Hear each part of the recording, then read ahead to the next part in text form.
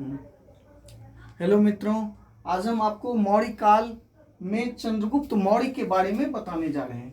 मित्रों, मौर्य साम्राज्य के बारे में हमको जानने का मतलब मौर्य साम्राज्य को जानने के विभिन्न स्रोतों के बारे में मैं आपको बताया था। जैसा कि आपको सबसे महत्वपूर्ण स्रोत है पुरातात्विक स्रोत। पुरातात्विक स्रोत में आपको जो है सो कौन ये जो है सो मौर्य सम्राट अशोक का जो अभिलेख है, जो वो सब सर्वाधिक महत्वपूर्ण पुरातात्विक स्रोत है। उसके बाद साहित्यिक स्रोत है, विदेशी यात्रियों का विवरण है।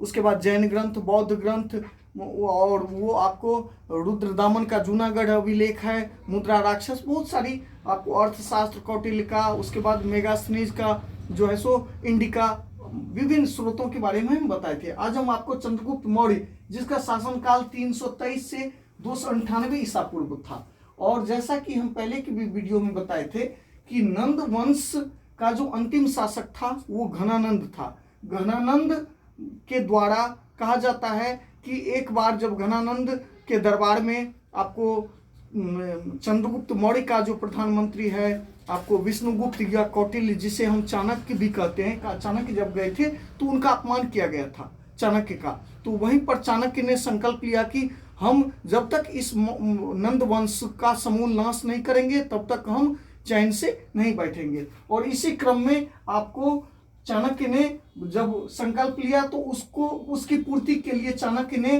क्या किया, चंद्रगुप्त मौर्य नामक एक छोटे से बालक को 1000 पन में खरीद कर और उसको प्रशिक्षित किया और नंद वंश के अंतिम को पराजित किया। उसके बाद जो है सो मगध साम्राज्य पर इन्होंने विजय प्राप्त किया।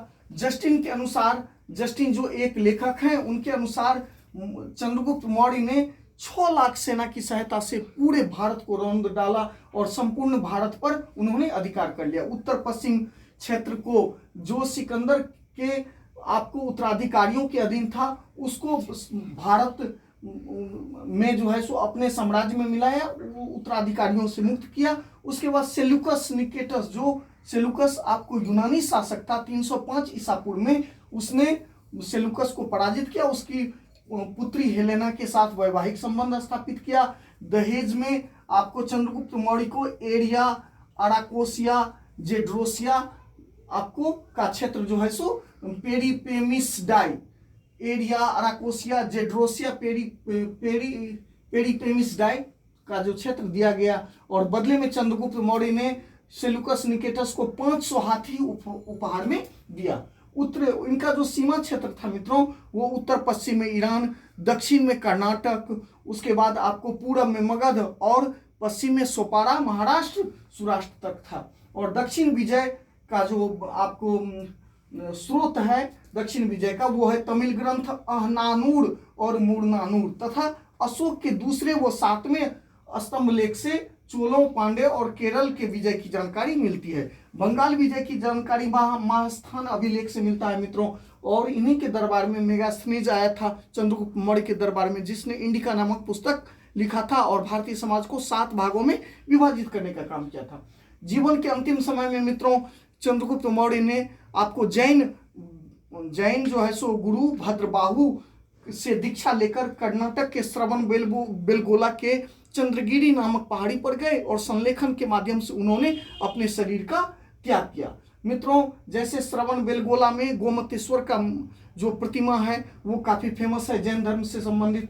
उसके बाद ये एक महान योद्धा, कुशल योद्धा, महान सेनापति, महान सेनानायक और महान विजेता थे चंद्रगुप्त मौर्य। इतिहास में पहली बार इन्होंने अखंड विशाल साम्राज्य का निर्माण किया, जो आपको जिसकी सीमा ईरान तक छूती थी, ईरान तक लगती थी, और आपको दक्षिण में कर्नाटक, उत्तर में आपको बताए हैं उत्तर पश्चिम में ईरान और दक्षिण में कर्नाटक, पूर्व में मगध साम्राज्य और पश्चिम में आपको गुजरात, महाराष्ट्र का क्षेत्र। इन्होंने एक आपको शासन व्यवस्था, एक काफी विकसित शासन व्यवस्था प्रणाली, शासन व्यवस्था का विकास किया और जिसका अनुकरण परवर्ती शासकों ने किया मित्रों।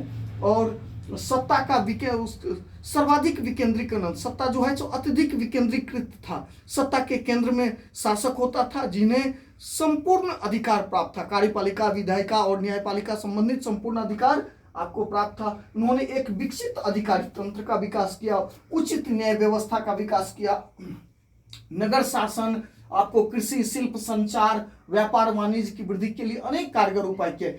और पुष्यगुप्त मतलब रुद्रदमन के जूनागढ़ अभिलेख में यह आपको साक्ष्य मिलता है कि चंद्रगुप्त मौर्य का जो महामंत्री था, चंद्रगुप्त मौर्य का मंत्री पुष्यगुप्त जिन्होंने गुजरात में सुदर्शन झील का निर्माण करवाया था। और अर्थशास्त्र के अनुसार प्रजा के सुख और हित में ही राजा का सुख होता है, इस सिद्धांत के अनुसार उन्होंने शासन किया। और यूनानी और लैटिन लेखकों ने पालीब्रोथा, चंद्रगुप्त मौर्य को पालीब्रोथा, पालीबोत्रा और पालिम बोथा नामों से उल्लिखित किया। इनके ठीक है मित्रों, बहुत बहुत धन्यवाद, थैंक यू।